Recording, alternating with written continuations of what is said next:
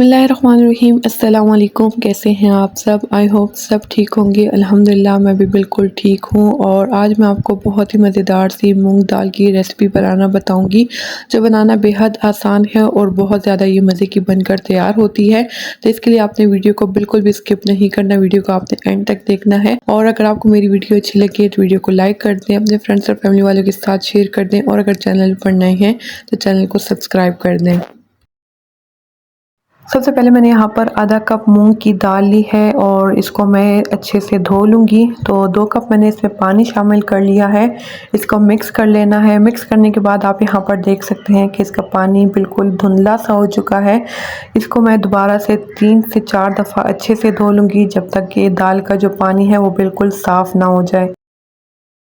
यहाँ पर मैंने दाल को बहुत अच्छे से धो लिया है। इसके बाद मैं इसमें दोबारा से पानी डाल लूँगी। तो यहाँ पर मैंने 2 कप पानी शामिल कर लेना है और इसको मैं 1.5 से 2 घंटे के लिए भिगो कर रख दूँगी। आप जो भी दाल इस्तेमाल करें उसको बहुत अच्छे से धो लिया करें, ताकि दाल साफ़ हो, उसका फ्लेवर ज़्यादा अच्छा आता है। तो यहाँ पर मैंने दाल को 1.5 घंटे के लिए भिगो कर रख लिया था।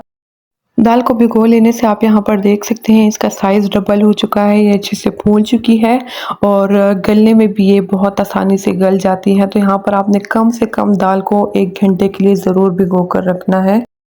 और अगर आपने दाल को भिगो लेने के बाद भी वो जल्दी ना गलें, तो पुरानी दाल होती है और पुरानी दालें कभी भी जल्दी नहीं गलती, अच्छे से वो नहीं पकती। तो आपने हमेशा इस बात का ख्याल रखना है कि दालें हमेशा अच्छी क्वालिटी वाली इस्तेमाल करें।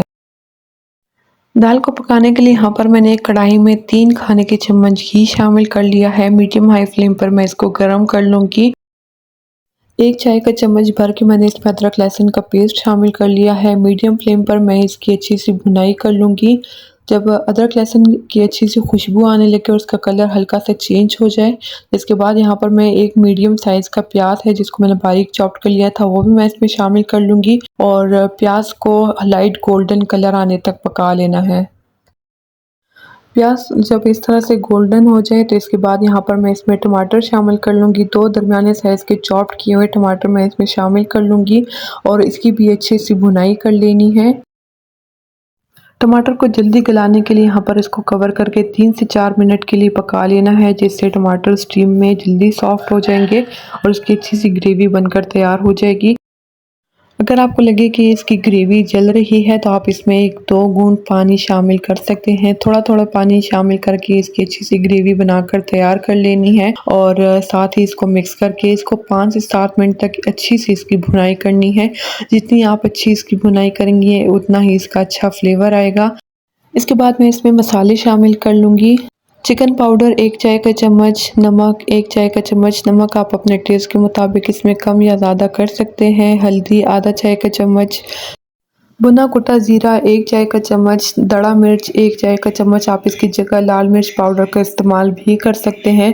कश्मीरी लाल मिर्च 1 चाय का चम्मच, ये ऑप्शनल है, अगर आप डालना चाहें तो आप डाल सकते हैं, इससे सालन में बहुत अच्छा सा कलर आता है। तो मसाले डाल लेने के बाद दोबारा से इसकी अच्छी सी भुनाई कर लेनी है।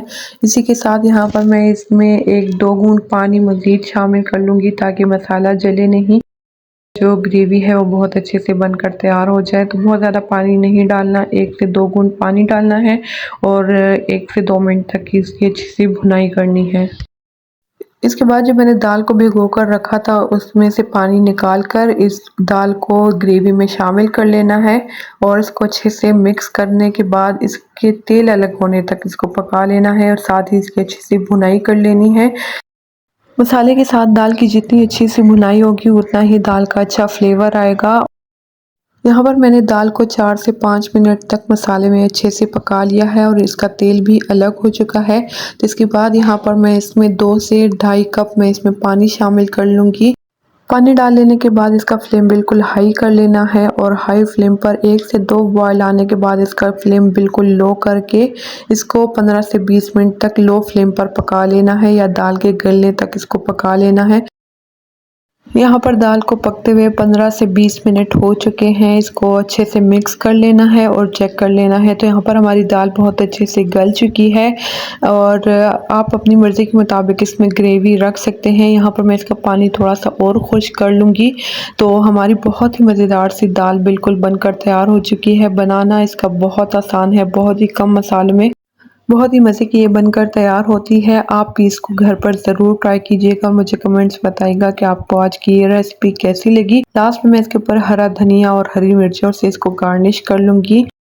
वीडियो अच्छी लगी हो तो वीडियो को लाइक कर दें, अपने फ्रेंड्स और फैमिली वालों के साथ शेयर कर दें और अगर चैनल पर नए थे चैनल को सब्सक्राइब कर दें ताकि आइंदा आने वाली हर नई वीडियो की नोटिफिकेशंस आपको मिल सके। अपने ढेर सारी दुआ में मुझे और मेरी फैमिली वालों को ज़रूर याद रखिएगा। Thank you. अल्लाह हाफ़िज़।